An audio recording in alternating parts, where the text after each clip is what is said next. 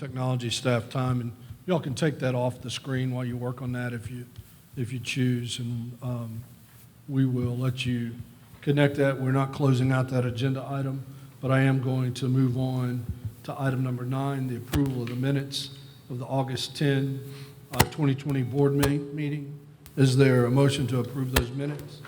Yes, Ms. Hutchison. I move that we approve the minutes of the August 10th, 2020 board meeting. Second. Ms. Gardner, any questions, discussion?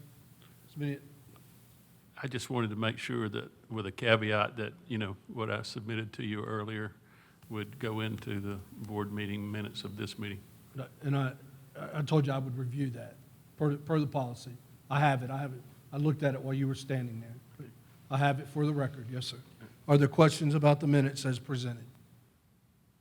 So many as favor of the adoption of the minutes will raise their hand. And that includes Mr. Gant. I believe that was unanimous. That brings us to public participation. We have one member signed up for public participation. The board welcomes and encourages public participation. We respectfully ask that you adhere to the procedures and the decorum provided in Board Policy BEDH, public participation at meetings. Your comments should be limited to 3 minutes. And I think I probably have Mr. Harris otherwise engaged right now. I think we can accomplish that on our own right here.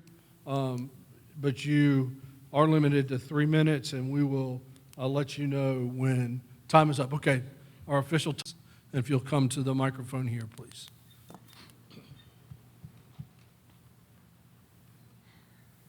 Board of Trustees, Dr. Belton, thank you for your time this evening.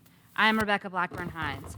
I'm speaking tonight to express serious concerns from our community about communication from this board and the district. To be clear, my criticisms are not directed towards the Office of Communications or their team, who I know to be working extremely hard through the last several months. My criticisms are directed to the people in this room sitting at these tables. In July, I emailed the reentry team about concerns for my own child and for other children in our district. At the time, I requested a virtual forum, like a town hall, for district officials to answer important and commonly asked questions from teachers and parents alike. My request went unacknowledged. I also spoke with other district employees to make the same request. Since then, I personally know several people that have made a request for a virtual public forum, including some folks here tonight. Our community needs leadership from this district and board. We need information. We need reassurance. Step up, not by directing us to a website or an email or social media, not by telling us to contact our individual schools. We do that. It's not sufficient. We have parents that are desperate. We have teachers that feel attacked. We have members of our community arguing amongst themselves on social media because everyone has different information or no information at all.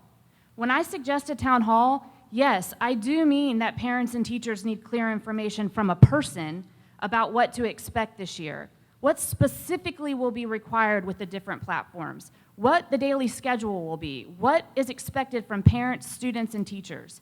How will we handle work versus scheduling conflicts? Work versus school and scheduling conflicts, broadband and technology issues.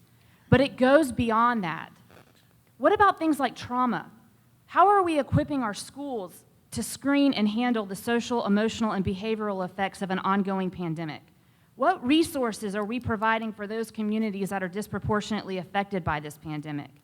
What are tips to optimize student success in distance learning? What aren't parents and teachers thinking of that you are? I know our district administrators either have or are working hard towards these answers, but keeping it close to your chest is causing unnecessary anxiety for thousands of families and stakeholders.